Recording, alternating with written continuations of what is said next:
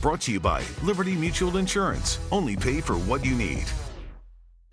Welcome back. Philadelphia 76ers star Joel Embiid underwent emergency surgery in Houston Thursday after being diagnosed with appendicitis a few hours before the team fell to the Rockets 113-102 in a pivotal late regular season clash. And it's unclear right now whether Embiid would be able to return to the court. Here's head coach Nick Nurse on Embiid's appendectomy. It was a tough blow. I think that the biggest thing right now is that Joe comes out of the surgery, best as possible, and all that goes well. As far as that's where most of my thoughts are right now. But I'm the leader of the team. I got to pick the guys up, and they'll understand the situation, and we've got to be professional, and we've got to go try to figure it out the best we can. So this came about on Thursday. He gets added to the injury report late in the afternoon and then has to undergo, added with an illness, and then has to undergo surgery. This is not something you can certainly project, not something he can control, but for someone who's played 490 games in his career, he's missed 473 games. That's a lot. So, David, your reaction to this Joel Embiid injury? Makes me sad. I'm just kind of bummed out about this. I think about a couple of weeks ago, the 76ers, fully healthy, going to Charlotte in a playoff-level game, and they win. And Embiid is like the best player. Paul George is doing the stuff that he's doing. Maxey has a great game. And this is a dangerous 76ers team that nobody would want to face. Even if they won't win the first round, this is something that, a team that is going to give you problems, and Joel Embiid can be the best player on the court.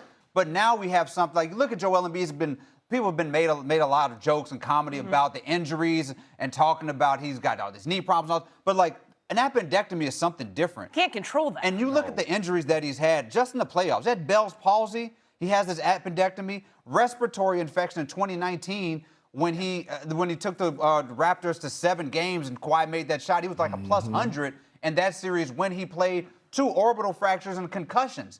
These things are in the playoffs that have derailed their entire seasons. So we can't talk about Joel Embiid as just a guy who is fragile. These are fluke injuries that have changed the course of one of the most talented players, big men that we've ever seen, change his entire career. Yeah, let's pull up the graphic we have of the games he's missed by notable injury, because there are certain things that have affected him more than others. 153 games he has missed due to knee injuries, and then a pretty significant drop-off, but oblique injuries, illnesses, the face injury, the Bell's palsy you had mentioned, 9 games each with hand and back injuries.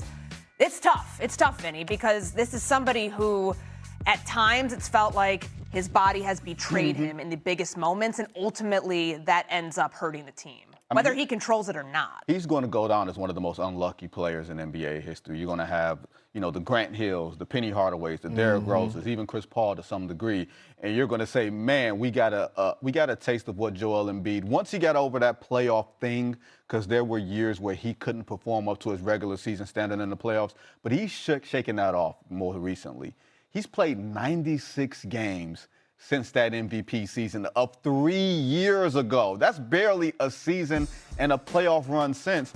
And to Philadelphia's credit, when you look at Tyrese Maxey and B.J. Edgecomb, you see the future of the franchise. You see it in front of you right there. I didn't give them much of a chance this season, even if you want to call them a scary team in the first round. I didn't give them much of a chance because there's not much sweat equity with their best 4 players. Between Paul George, Embiid, Maxey, and Edgecomb, they played 360 minutes together. If you look at the Knicks' 4 best players of OG Anunoby, Karl Towns, Bridges, and Brunson, 900 minutes. There's just way too much experience on the other side of teams that you're going to be going against that know how to play with each other, that know how to play against other teams. This team doesn't know each other in that way. The Philadelphia 76ers are an idea. That's what they are. They're an idea more than they are anything else, and this is just another unfortunate example of how their best laid plans have never come to bear. I just feel bad. It's sad for Joel Embiid. Again, we're talking about one of the most talented centers that this game has ever seen. And when you talk about bad luck, it always comes at the worst time. right before playoffs or during the first round of the postseason. Like, he never has the luck that he needs to go and be at his best. And like David said, hey, look, we're not talking about just knee injuries. We're talking about backs. His back. We're talking about Bell's palsy. It's stuff that he can't control. Stuff that he can't control that's out of his hands. And so, again, I'm kind of pissed off about it because I was looking forward to seeing Joel Embiid play this postseason. I was very critical of the Philadelphia 76ers and Joel Embiid at the start of the season, but I started to see the plan that they had in place. It was actually working. We started to see Joel Embiid, when he first touched the floor at the beginning of the season, he wasn't even dunking. I think he got his first dunk like late January, early February, if I can remember. We started to see Joel Embiid get his legs underneath him. We started to see Joel Embiid start to trend towards that MVP Joel Embiid, and we started to realize and say, hey, if you're one of those top dogs in the Eastern Conference, you might want to stay away from the Philadelphia 76ers in the first round, especially the way Paul George came back off the suspension. Tyrese Maxey playing at an all-NBA level. So, again, it's just sad that we can't see Joel Embiid again this postseason at his best. I don't know if we are going to see him. Yeah, unclear when he comes back, if he comes back. What that means for their postseason hopes. Pert, you bring it up. They're 21-14 with him on the court this season. But the 76ers have struggled without Joel Embiid. They've gone 19-23 without him when he has played. They're 10 games over 500. And they average close to 120 points a game. So sharp drop-off in offensive production when he is not on the floor. 112.7 points per game without their all-star center. So, Perk, I know we talked about like if he's going to come back at all. We're not doctors here, but it doesn't sound like something you rush back from.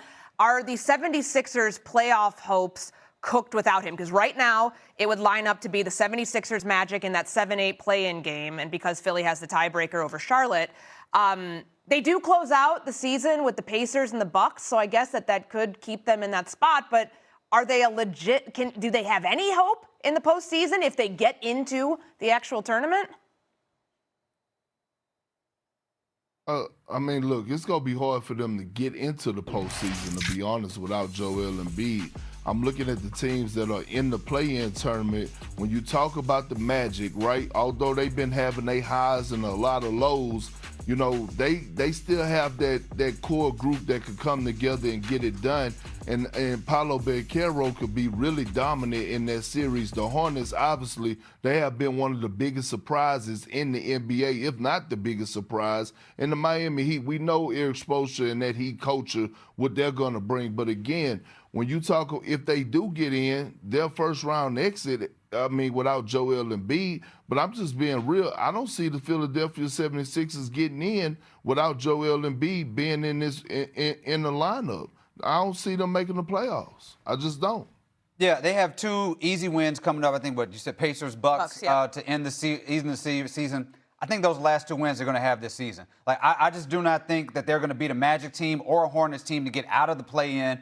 And even if they do squeak by and get a win, they're losing very easily in the first round. Joel Embiid just changed the trajectory, changed the equation for what this team could be if he's on the court. We've talked about offensively what he meant, but when he was healthy during that stretch a couple months ago, defensively in the paint, when you're talking about blocking shots, he was up there with Embiid. He was up there with Gobert. Sure. And Wemby in terms of diverting the offense from the paint when he was fully healthy. That is something that he brought to that team defensively. Without that, I'm not sure they can stop anybody. And without him offensively, I'm not sure they can put up enough points. This team feels like they are DOA as soon as the postseason starts. I think it's something important to note here, too.